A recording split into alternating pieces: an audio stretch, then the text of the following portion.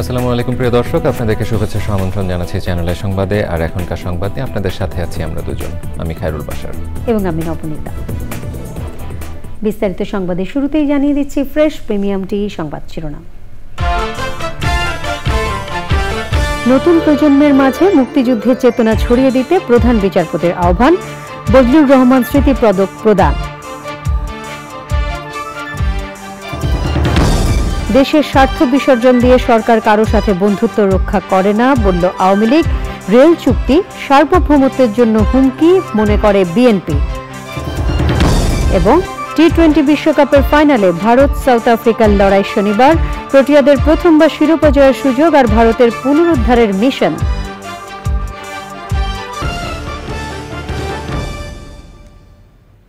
সংবাদ শিরোনামগুলো জানাচ্ছিলাম। এখনকার এই সংবাদ আয়োজনে একই সঙ্গে চ্যানেল আইয়ের ইউটিউব চ্যানেল এবং চ্যানেল আইয়ের ওটিটি প্ল্যাটফর্ম আই স্ক্রিনে লাইভ স্ট্রিমিং হচ্ছে। যাচ্ছে পুরো সংবাদে। বিচারাধীন বিষয়ে মিডিয়া ট্রায়ালের ঘটনায় উদ্বেগ প্রকাশ করেছেন প্রধান বিচারপতি ওবায়দুল হাসান। মুক্তিযুদ্ধ জাদুঘরে মুক্তিযুদ্ধ বিষয়ক সাংবাদিকতায় বজলুর রহমান স্মৃতি পদক 2023 প্রদান অনুষ্ঠানে তিনি আদালতের সংবেদনশীল বিষয়ে প্রতিবেদন প্রকাশে সাংবাদিকদের সতর্ক থাকার আহ্বান জানিয়েছেন। লুৎফুর রহমান সোহাগ জানাচ্ছেন। বাংলাদেশের সাংবাদিকতায় যারা অসাধারণ অবদান রেখে গেছেন তাদের অন্যতম বজলুর রহমান। মুক্তিযুদ্ধের চেতনায় প্রগতিশীল সমাজ গঠনে আমৃত্যু কাজ করে গেছেন কীর্তিমান এই সাংবাদিক। বজলুর রহমানের সম্মানে 16 বছর ধরে মুক্তিযুদ্ধ বিষয়ক সাংবাদিকতায় বজলুর রহমান স্মৃতিপদক দিয়ে আসছে মুক্তিযুদ্ধ জাদুঘর। এবছর এই পদক পেয়েছেন চ্যানেল আইয়ের স্টাফ করেসপন্ডেন্ট লাইলা নওশিন, ভোরের কাগজের ঝর্ণামণি ও ডেইলি স্টারের আহমদ ইশতিয়াক। ঝর্ণামণি মুক্তিযুদ্ধে নারীদের অংশগ্রহণ বিষয়ক 15টি অনুসন্ধানী প্রতিবেদন তৈরি করেন 2023 সালের 1 ডিসেম্বর থেকে 15 ডিসেম্বর পর্যন্ত। দৈনিক ভোরের কাগজ যথাযথ গুরুত্ব দিয়ে ধারাবাহিকভাবে তা প্রকাশ করে। ধারাবাহিক প্রতিবেদনসমূহের বিষয় বৈচিত্র্যের নতুনত্ব, সংগৃহীত তথ্যের বস্তুনিষ্ঠতা এবং শব্দ ও ভাষার ব্যবহার বিচারকদের চমকৃত করেছে। আহমেদ ইশতিয়াক প্রতিবেদক জেনোসাইডের গুরুত্বপূর্ণ উপাদান, গণহত্যা এবং বৌদ্ধভূমি বিষয়ে তথ্য অনুসন্ধান এবং প্রত্যক্ষদর্শীর ভাষ্য তুলে ধরেছেন। এই পরিশ্রমসাধ্য কাজ বিচারকদের কাছে প্রশংসনীয় বলে বিবেচিত হয়েছে। সাংবাদিক হিসেবে দেশের প্রতি তার এই দায়বদ্ধতাকে জুরি বোর্ড আজ সম্মান জানাচ্ছে। লাইলা নওশিন মুক্তিযুদ্ধ বিষয়ক বিশেষ ধারাবাহিকতা প্রতিবেদন মুক্তিযুদ্ধের চূড়ান্ত পর্বে জাতিসংঘের নিরাপত্তা পরিষদে বাংলাদেশ ইস্যু তৈরি করেন এবং 2023 সালের 7 থেকে 15 ডিসেম্বর চ্যানেল আইতে যথাযথ গুরুত্ব দিয়ে তা সম্প্রচার করা হয়। প্রতিবেদনটিতে অনুসন্ধানের পারঙ্গমতা, তথ্যের বস্তুনিষ্ঠতা বিচারকদের মনোযোগ আকর্ষণ করেছে। যথাযথ তথ্যপাত্র সংগ্রহের জন্য প্রতিবেদকের পরিশ্রমলব্ধ গবেষণা ছিল প্রশংসনীয়। পুরস্কারপ্রাপ্ত সাংবাদিকরা বলেন, সংবাদ প্রতিবেদনের মূল্যায়ন তাদের মুক্তিযুদ্ধ বিষয়ে আরও গভীরভাবে কাজ করার অনুপ্রেরণা যোগাবে। নারীদের দুঃখজনক দিকটাকেই বেশি তুলে ধরা হয়েছে, কিন্তু নারীরা যে যুদ্ধ করেছেন, অস্ত্র হাতে যুদ্ধ করেছেন, সেই দিকটা ফুটিয়ে ওঠা হয়েছে কম। যেমন আমি এই কাজটা করতে গিয়ে আমি বেশ কয়েকজন নারীকে পেয়েছি একদম সম্মুখ যোদ্ধা। কাজ করা হয় মানে মুক্তিযুদ্ধকে ভালোবেসে, মুক্তিযুদ্ধের আসলে কারণ আমাদের জন্ম ইতিহাসটা মুক্তিযুদ্ধের মাধ্যমে রচিত, তো সে বিষয়ে আসলে নিজের দায়বদ্ধতা আর পাশাপাশি এই বিটটা আসলে কাজ করতে গিয়ে আসলে আমার যেটা মনে হয় যে মানে দায়বদ্ধতার জায়গা থেকে আসলে কাজটা করা। আসলে মুক্তিযুদ্ধ তো আমাদের ইতিহাসটাকে তো ভুলে গেলে চলবে না, তাই যে কাজগুলো হয়েছে সেগুলোকে আবার নতুন নতুন করে মানে মানুষের সামনে, গণমানুষের সামনে নিয়ে আসা উচিত। এরকমই একটি কাজ করেছি যে মুক্তিযুদ্ধের শেষ সময়ে জাতিসংঘে যে নিরাপত্তা পরিষদে বাংলাদেশ বিষয়ে যে অধিবেশনগুলো হচ্ছিল সেই সময়টাকে আমি তুলে ধরেছি দিনভিত্তিক, আজকে হচ্ছে কালকে হচ্ছে এরকম করে। নতুন প্রজন্মের মধ্যে স্বাধীনতার চেতনা ছড়িয়ে দিতে সাংবাদিকদের মুক্তিযুদ্ধের ভিন্ন ভিন্ন আঙ্গিক নিয়ে কাজ করার আহ্বান জানিয়েছে মুক্তিযুদ্ধ জাদুঘর। আমাদের প্রিন্ট এবং ইলেকট্রনিক মিডিয়ার বহু সাংবাদিক এই পুরস্কার পেয়েছে। শ্রীপদক মুক্তিযুদ্ধ বিষয়ক সাংবাদিকতাকে কেন্দ্র করে দেওয়া হয়। মুক্তিযুদ্ধ বাংলাদেশের অস্তিত্বের সাথে যুক্ত আছে। 1971-এর সেই মহান মুক্তিযুদ্ধের সাথে 2024-এর প্রজন্ম, ভবিষ্যতে 2050-এর প্রজন্ম যেন যুক্ত থাকে। এই মুক্তিযুদ্ধ বিষয়ক সাংবাদিকতার যে নানা মাত্রা আছে এবং পুরস্কারের বিষয়গুলো আমাদেরকে সেটা দেখিয়ে দেয় যে কত রকমভাবে এখনো কাজ করার রয়েছে। এই প্রত্যাশা আমরা রাখি যে এই সাংবাদিকতার যেন আরও গভীরতা পায়, আরও বিস্তার পায়। অনুষ্ঠানে বিচারাধীন বিষয়ে সাংবাদিকদের প্রতিবেদন করার ক্ষেত্রে সতর্ক থাকার আহ্বান জানিয়েছেন প্রধান বিচারপতি। বর্তমান পরিপ্রেক্ষিতে কিছু ঘটনায় আমরা কোর্ট ট্রায়ালের আগেই মিডিয়া ট্রায়ালের সংস্কৃতিতে উদ্বিগ্ন বোধ করছি। আদালত ও বিচার প্রক্রিয়া নিয়ে তথ্য প্রকাশের ক্ষেত্রে আমরা গণমাধ্যমের কাছ থেকে দায়িত্বশীলতা ও সচেতনতা প্রত্যাশা করি। স্বাধীনতা বিরোধী শক্তি সংখ্যায় বাড়ছে ইঙ্গিত দিয়ে এর বিপদ সম্পর্কেও সবাইকে সতর্ক করেছেন প্রধান বিচারপতি। লুৎফরমান সোহাগ, চ্যানেল আই, ঢাকা। দেশের স্বার্থ বিসর্জন দিয়ে শেখ হাসিনা সরকার কোনো দেশের সাথে বন্ধুত্ব করে না বলেছেন আওয়ামী লীগের সাধারণ সম্পাদক ওবায়দুল কাদের। রাজধানীতে এক কর্মসূচিতে তিনি দাবি করেছেন, যারা প্রতিদিন ভারত বিরোধিতার নামে আন্দোলনের ইস্যু খুঁজছে তারা আবারও ভুল পথে হাঁটছে।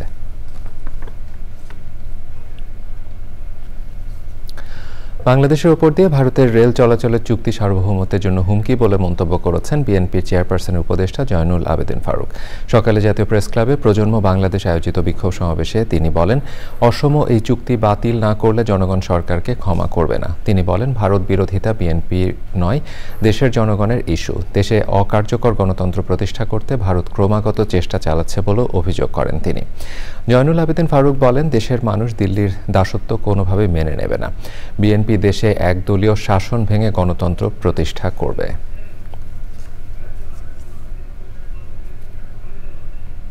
চলে যাচ্ছে সংবাদের পরবর্তী অংশে।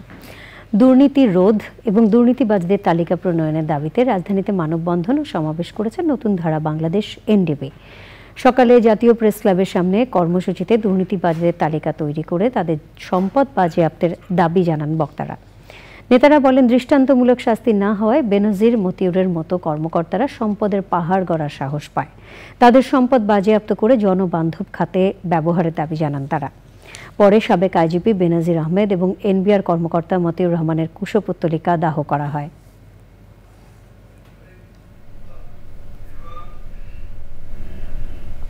এরই সাথে সংবাদে নিয়ে নিচ্ছি খানিকক্ষণের বিরতি, আর বিরতির পরে জানাচ্ছি। বিরতির পর আমন্ত্রণ আরো একবার। চলুন যাওয়া যাক এখনকার আয়োজনে। বগুড়া কারাগারে কন্ডেম সেলে থাকা 26 জন কয়েদিকে কারা অভ্যন্তরে বিভিন্ন কক্ষে স্থানান্তর করা হয়েছে। তাদের মধ্যে ফাঁসির দণ্ডপ্রাপ্ত কয়েদি 10 এবং বাকি 16 জন জঙ্গি ও দুর্ধর্ষ কয়েদি। নিরাপত্তার স্বার্থেই এই সিদ্ধান্ত নেওয়া হয়েছে বলে জানিয়েছেন কারা অধিদপ্তরের অতিরিক্ত মহাপরিদর্শক কর্নেল শেখ সুজাউর রহমান। তিনি জানান, বগুড়া কারাগারে 5টি কন্ডেম সেল রয়েছে। এসব সেলের মধ্যে আত্রাই সেলে জঙ্গি ও দুর্ধর্ষ 16 জন কয়েদি ছিল। এছাড়া বাকি 13 জন ছিল অন্য সেলে। এদের মধ্যে বৃহস্পতিবার 3 জন ফাঁসির কয়েদিকে রাজশাহী কারাগারে স্থানান্তর করা হয়, আর শুক্রবার বাকি 10 জনের ফাঁসি এবং জঙ্গি সহ 16 জন কয়েদিকে কারাগারে বিভিন্ন কক্ষে স্থানান্তর করা হয়েছে। দায়িত্বে অবহেলার জন্য বগুড়া কারাগারের ডেপুটি জেলার হাসানুজ্জামান, প্রধান কারারক্ষী আব্দুল মতিন সহ 5 জনকে সাময়িক বরখাস্ত করা হয়েছে। এছাড়া আরও 3 জনের বিরুদ্ধে বিভাগীয় মামলা দায়ের করা হয়েছে। এবারে নিটোল টাটা আন্তর্জাতিক সংবাদ।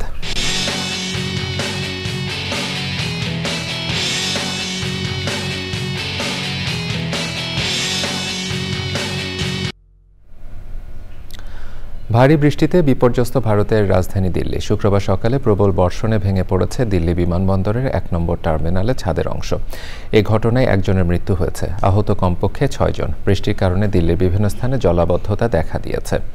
এতে ব্যাপক যানজটে ভোগান্তিতে নগরবাসী। দেশটির আবহাওয়া বিভাগ জানিয়েছে, বৃহস্পতিবার সকাল 8:30 থেকে শুক্রবার সকাল 8:30 পর্যন্ত 288 মিলিমিটার বৃষ্টিপাত হয়েছে, যা 1936 সালের পর একদিনে সর্বোচ্চ বৃষ্টিপাতের রেকর্ড। 88 বছর আগে 1936 সালে 235.5 মিলিমিটার বৃষ্টিপাত হয়েছিল। এবারে আইস্ক্রিন সাংস্কৃতিক সংবাদ।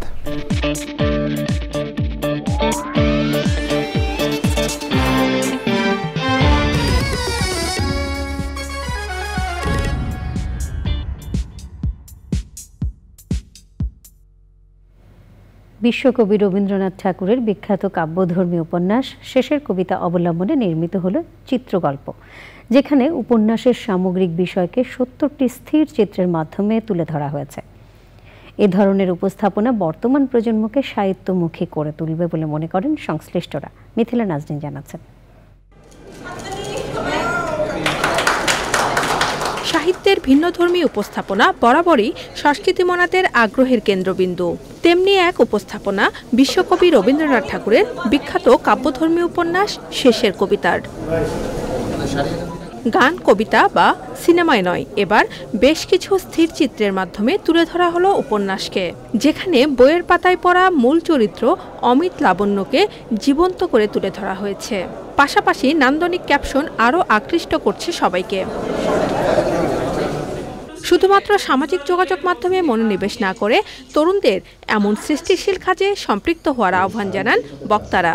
আমরা অনেক কথা দিয়ে যা বলতে পারি না, একটা ছবি অনেক সময় তার চাইতে অনেক বেশি কথা বলে, এবং এই প্রদর্শনীর যে ছবিগুলো, সেই ছবিগুলো দিয়ে পুরো উপন্যাসটাকে যেভাবে তুলে ধরা হয়েছে অসাধারণ। সত্যি সত্যি যেরকম করে মাথার মধ্যে অমিত আর লাবণ্য আছে দেখে সেই রকমই প্রায় মনে হয়েছে। অন্য চরিত্র যারা আছেন তাদেরকেও খুব ভালো লেগেছে। যে সত্তাটাকে আমি সবার আগে সর্বাগ্রে রাখি সেটা হচ্ছে আমার বাঙালি নামক সত্তাটিকে। তো সেই বাঙালি হওয়ার সুবাদে, বাঙালি হওয়ার গর্বে আমার মনে হয় যে এরম একটি জিনিসের সঙ্গে যুক্ত থাকাটা আমার দায়িত্বের মধ্যে পড়ে, সেই জন্য আমি এটার সঙ্গে যুক্ত হতে চেয়েছি।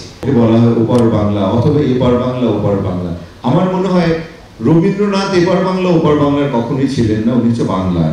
তেমনি আমি এবং পরম আমরাও শুধু বাংলার হতে চাই। রবি ঠাকুরের শেষের কবিতার লাবণ্য ক্যারেক্টারটা যে কোনো একটা মেয়ের জন্য dream character, and I am extremely blessed যে এই ক্যারেক্টার জন্য Fouzia, thanks for keeping trust on me, and পরমদা, thanks for working with me.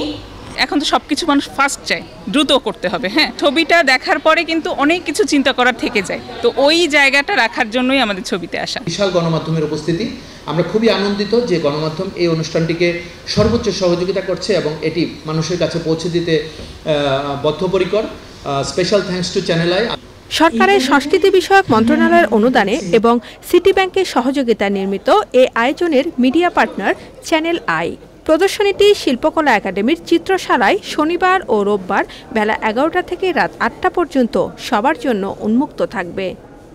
Mithila Nazneen, channel I, Dhaka. জনপ্রিয় শিশু সাহিত্যিক ও টিভি ব্যক্তিত্ব ফরিদুর রেজা সাগরের গল্প অবলম্বনে নির্মিত ছোট কাকু সিরিজের নতুন নাটক হবিগঞ্জের হরবোলা টেলিভিশনে প্রদর্শনের পর এবার প্রদর্শিত হচ্ছে চ্যানেল আইয়ের ওটিটি প্ল্যাটফর্ম আই স্ক্রিনে। জনপ্রিয় এই সিরিজের পরিচালক অনিমেষ আইচ ছোট কাকু চরিত্রে অভিনয় করেছেন অভিনেতা ও নির্মাতা আফজাল হোসেন। তিনি ছাড়াও এবার এই নাটকে অভিনয় করেছেন আজাদ আবুল কালাম, শতাব্দী ওয়াদুদ, তনবীর হোসেন প্রবাল, দীপা খন্দকার, ফারুক আহমেদ, বিশাল চৈতি, মার্জিয়া ও মঞ্জুর সহ অনেকে। এবার ছোট কাকু সিরিজের নতুন এই নাটকটিতে যুক্ত হয়েছেন অভিনেত্রী আসনা হাবিব ভাবনা। এবারে জয় বানানা ফাইবার মেশিন সিল্ক সিটি সংবাদ।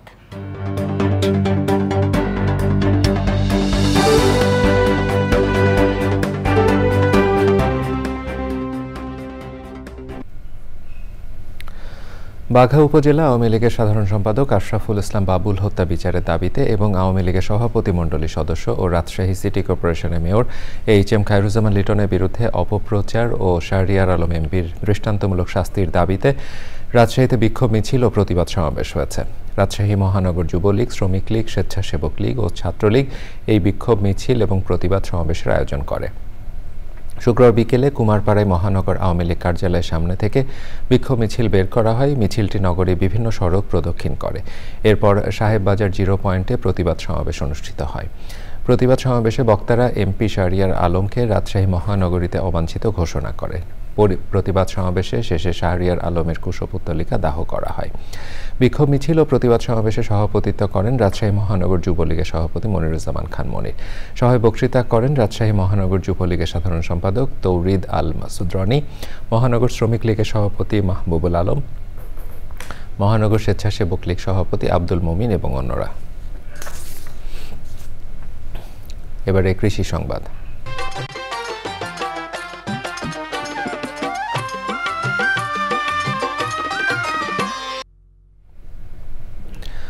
গাইবান্ধার গোবিন্দগঞ্জে সমন্বিত পদ্ধতিতে আউশ ধান আবাদ করেছেন কৃষক। বোরো আমনের মাঝামাঝি সময়ে অনেক জমিতে এই জাতের ধান আবাদ হয়ে থাকে। বোরো ধান আবাদের পর আমন চাষ হয় না এমন পতিত জমিতেও আউশ ধান চাষ করছেন এই অঞ্চলের কৃষক। গাইবান্ধা থেকে ফারুক হোসেনের পাঠানো তথ্য ও ভিডিও চিত্রে সুদীপ্তা মাহমুদের রিপোর্ট। বোরো আমন ধান আবাদের মাঝামাঝি সময়ে পতিত পড়ে থাকা অনেক জমি এখন আউশ ধান চাষের আওতায় এসেছে। এতে এ অঞ্চলে 2 ফসলি জমি 3 ফসলিতে পরিণত হয়েছে। গোবিন্দগঞ্জ উপজেলার খলসি চাঁদপুরের পৌরসভা ব্লকে প্রায় 45 জন কৃষক সমন্বিত পদ্ধতিতে 60 বিঘা জমিতে আউশ ধান চাষ করেছেন। সমন্বিত আবাদে বেশি লাভবান হওয়ার আশা তাদের। লাভবান তো বেশি হওয়ার কথা চললাম আউশের চেয়ে ভালো আমাদের চেয়ে আপনার প্রশাসন যে কাজ করতেছি সবকিছু আপনার এই কাছে। হঠাৎ মনে করেন যে এই আউশ আবাদটা করলে আমরা লাভবান হব মানে বন্যা আসার আগে আমরা আশা করি যে আমনটা এই আউশটা পাবো। বিএসের মাধ্যম দিয়ে এই আবাদটা আমরা এই প্রজেক্টটা এখানে পাচ্ছি ইনশাল্লাহ। ধান করার পরে জমিগুলো পতিত পড়ে থাকতো, এই জমিগুলোতে আউশ আবাদ করার কারণে মনে করেন যে আমরা লাভবান হব। তারপরে আউশ আবাদ করলে বন্যা কবলিত এলাকা আমন হয় না, এই কারণে আউশের আবাদ আমরা চাষ করতেছি। এবারই প্রথম এই অঞ্চলে অপেক্ষাকৃত নিচু ও বন্যাপ্রবণ এলাকায় আউশ ধান আবাদ হয়েছে। বৃধান 42, 43, 48 সহ নতুন নতুন উন্নত জাত আসায় ধান আবাদে আগ্রহ বেড়েছে কৃষকের। আউশ ধানটা আসলে 100 থেকে 120 দিনের ভিতর কৃষক ঘরে পায়। এই আউশ আবাদ করতে হলে সার এবং বীজ এটা কম লাগে, এটা সম্পূর্ণ হলে পানি নির্ভর অর্থাৎ বৃষ্টি নির্ভর একটি আবাদ। স্থানীয় জাতের চেয়ে উপসির নতুন জাতের ধানের ফলন অনেক বেশি, বন্যার ঝুঁকিও কম আর বৃষ্টির পানিতে আবাদ হওয়ায় সেচ খরচও কম লাগে। চলতি বছর 18,500 হেক্টর জমিতে আউশ আবাদের লক্ষ্যমাত্রা নির্ধারণ করেছে কৃষি বিভাগ, যা থেকে 61,572 মেট্রিক টন চাল উৎপাদন হবে। Sudipta Mahmud, channel I. এখন দেখবেন প্রকৃতি সংবাদ।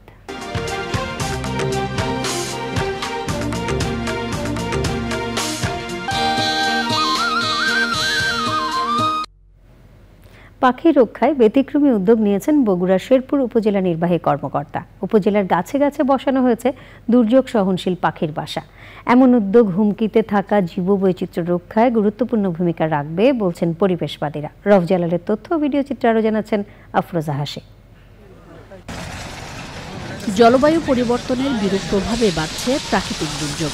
এতে শুধু মানুষ নয়, ক্ষতিগ্রস্ত হচ্ছে পুরো জীববৈচিত্র্য। এমন বাস্তবতায় পরিবেশের বন্ধু পাখি রক্ষায় উপজেলা চত্বরের গাছের ডালে ডালে বেঁধে দেওয়া হয়েছে দুর্যোগ সহনশীল পাখির বাসা। আশ্রয়হীন পাখিগুলো সেখানে বসবাস করবে। এই পাখির বাসার পাশাপাশি যদি গাছও লাগান যায় তাহলে আরো সেই গাছে গাছে পাখির বাসা করবে। পাখিদের থাকার জন্য গাছে গাছে বাসা তৈরি করে দিচ্ছে, যে তৈরি করে দিতে পারে, হ্যাঁ, তার মনটা আসলে অনেক সুন্দর। প্রতিকূল পরিবেশ যখন সৃষ্টি হয় তখন তারা যে থাকার জায়গা পায় না, এই জন্য কৃত্রিম ভাবে যে তাদের একটা আশ্রয়ের জন্য বাসা করে দেওয়া, এটা খুবই ভালো একটা উদ্যোগ। ইউনূস সাহেব উনি প্রকৃতির বিষয় নিয়ে খুব চিন্তা ভাবনা করেন এবং উনি সার্বিকভাবেই শেরপুরের উন্নয়ন সহ এগুলো আল্লাহ সৃষ্টি জীবজন্তু সবাইকে নিয়ে তার মনোভাব খুব ভালো। পাখির আনাগোনা আর কিচিরমিচিরে মুখর পরিবেশ ও প্রকৃতি গড়ে তুলতেই এমন উদ্যোগ। যখন কোনো দুর্যোগ হয়, ঝড় বৃষ্টি হয়, তখন কিন্তু মানুষের পাশাপাশি তখন কিন্তু পাখি, পশু পাখি সকল প্রাণীর কিন্তু আসলে খুব কষ্ট হয়ে যায়। তখন থেকে আমাদের মাথায় এই জিনিসটা আসে। আমাদের সাথে বেশ কিছু স্বেচ্ছাসেবী সংগঠন রয়েছে, তারাও আমাদের সাথে কাজ করে। আমরা একটা ডিজাস্টার রেজিলিয়েন্ট বার্ড নেস্ট অথবা দুর্যোগ সহনশীল পাখির বাসা তৈরি করেছি। আমরা মনে করছি যে ঝড় বৃষ্টিতে যে পরিমাণ পাখির বাসা ভেঙে যায়, পাখি নিচে পড়ে মারা যায় ঝড় বৃষ্টিতে, সেটি আগামীতে হয়তো আর হবে না। জীববৈচিত্র্য রক্ষায় সারা দেশে এ ধরনের আরও উদ্যোগ নেওয়ার আহ্বান পরিবেশবাদীদের। আফরোজা হাসি, প্রকৃতি ও জীবন ডেস্ক, চ্যানেল আই। সংবাদের সময় হলো আবারও বিরতির। আর বিরতির পরে জানিয়ে দিচ্ছি আপনারা দেখছেন চ্যানেল আই সংবাদ। চলুন যাওয়া যাক এখনকার আয়োজনে। আগামী 30শে জুন সারা দেশে শুরু হচ্ছে এইচএসসি ও সমমানের পরীক্ষা। সারা দেশের শিক্ষার্থীরা যখন পরীক্ষার প্রস্তুতি নিয়ে ব্যস্ত, তখন প্রবেশপত্র না পেয়ে উদ্বিগ্ন জামালপুর শহরের শাহাবুদ্দিন মেমোরিয়াল স্কুল অ্যান্ড কলেজের 96 শিক্ষার্থী। এই ঘটনায় ক্ষুব্ধ শিক্ষার্থী ও অভিভাবকরা। জামালপুর থেকে হাফিজ রায়হানের পাঠানো তথ্য ও ভিডিওচিত্রে সৈয়দ অদিতের রিপোর্ট। শিক্ষার্থীরা 2 বছর শাহাবুদ্দিন মেমোরিয়াল স্কুল অ্যান্ড কলেজে লেখাপড়া করেছে। নিয়মিত বেতন ও ফি পরিশোধ করা হয়েছে। রেজিস্ট্রেশন ও ফর্ম ফিল আপের জন্য প্রতিটি শিক্ষার্থীর কাছ থেকে 10 থেকে 12,000 টাকা নিয়েছে কর্তৃপক্ষ, কিন্তু শিক্ষার্থীদের রেজিস্ট্রেশন ও ফর্ম ফিল আপ করা হয়নি। প্রিন্সিপালের অবহেলায় সন্তানদের এইচএসসি পরীক্ষায় অংশ নেওয়া অনিশ্চিত হয়ে পড়ায় ক্ষুব্ধ অভিভাবকরা। পরীক্ষা দেবো, অ্যাডমিটের জন্য আসছি, শুনতেছি যে একটু সমস্যা। ছেলে মেয়ে, এতে তো জীবনটা নষ্ট হয়ে যাচ্ছে 1 বছরের জন্য। এটার হিসাব নিকাশ সমস্ত কিছু দায়িত্ব এবং সেলিমেরই প্রিন্সিপাল সেলিমেরই বইতে হবে। এবং এই প্রতিষ্ঠানটা যে একটা ভুয়া প্রতিষ্ঠানের প্রিন্সিপাল হয়ে এই ধোঁকা দিয়ে সে এই সমাজে মানে শিক্ষার নাম দিয়ে ব্যবসা বাণিজ্য আরম্ভ করেছে। সে একটা চিটার, একটা প্রতারক, একটা বাটপার। গত 23 জুন সব শিক্ষা প্রতিষ্ঠানে প্রবেশপত্র বিতরণ করা হলেও তাদের প্রবেশপত্র আসেনি বলে জানায় শিক্ষার্থীরা। এরপর প্রতিষ্ঠানের অধ্যক্ষকে প্রবেশপত্র দেওয়ার জন্য অনুরোধ করা হলেও তারা জানতে পারে শাহাবুদ্দিন মেমোরিয়াল স্কুল অ্যান্ড কলেজে কলেজ পর্যায়ে কোনো অনুমোদন নেই। সে কারণে তাদের রেজিস্ট্রেশন ও ফর্ম ফিল আপ হয়নি। আমরা টাকা পয়সা দিয়ে রেজিস্ট্রেশন করছি, আমাদের খালি আশ্বাস দিয়ে আইছে যে এই আজকে না কালকে না পরশু, আজকে পরীক্ষার আছে 2 দিন।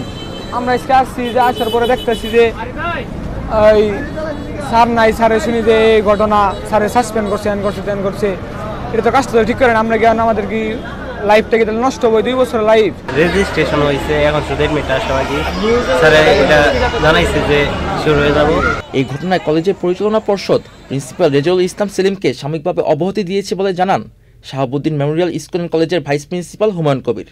সেই সাথে অভিযোগকারী শিক্ষার্থীদের সাথে শাহাবুদ্দিন মেমোরিয়াল স্কুল অ্যান্ড কলেজের কোনো সম্পর্ক নেই বলেও দাবি করেন তিনি।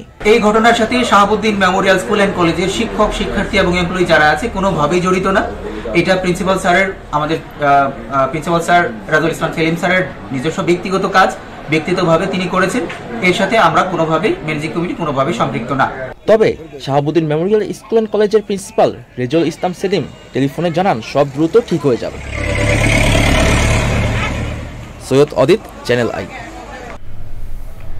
আওয়ামী লীগের 75তম প্রতিষ্ঠা বার্ষিকী উপলক্ষে মুন্সিগঞ্জে আলোচনা সভা হয়েছে। মুন্সিগঞ্জ শহরের বাগবামুদ আলীপাড়া এলাকায় প্রধান সড়কে অনুষ্ঠানে প্রধান অতিথি ছিলেন জেলা আওয়ামী লীগের সভাপতি ও জেলা পরিষদের চেয়ারম্যান মোহাম্মদ মহিউদ্দিন।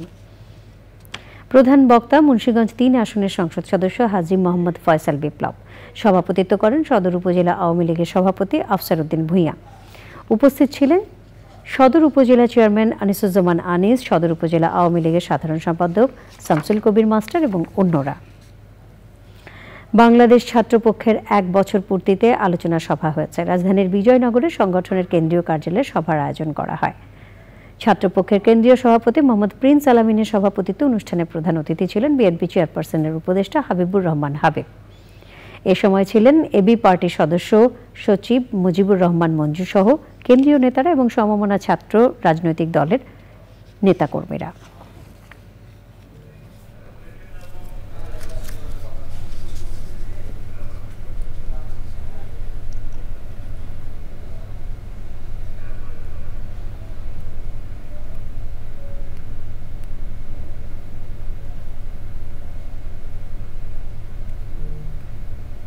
সংবাদে আবারও নিয়ে নিচ্ছি বিরতি, আর বিরতির পরে জানাচ্ছি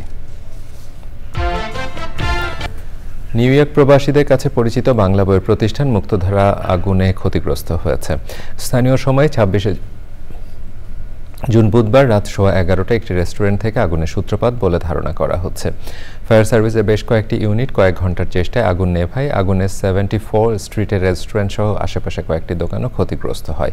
এ নিয়ে দ্বিতীয়বার অগ্নিকাণ্ডে ক্ষতিগ্রস্ত হল মুক্তধারা।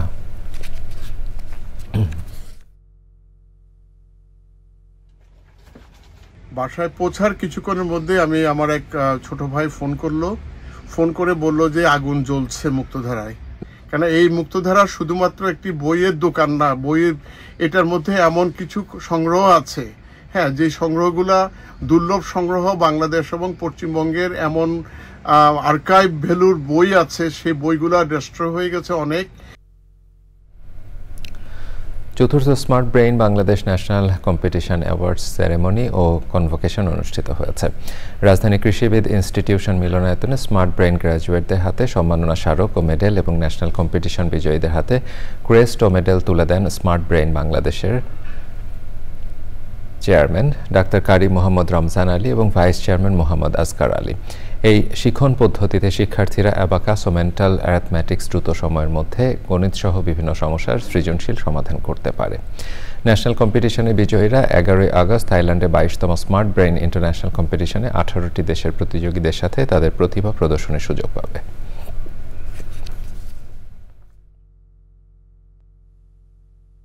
তারা ছড়িয়ে যাচ্ছে এবং নতুন উচ্চতায় পৌঁছবে, যা আপনি কখনো কল্পনা এবং ভাবতে পারেননি। যেহেতু বিদেশের মাটিতে আমাদের দেশের শিক্ষার্থীরা অনেক ভালো করে আসছে, তাই এই ধারাবাহিকতা ধরে রাখতে আমাদের অত্যন্ত সহযোগিতা প্রয়োজন।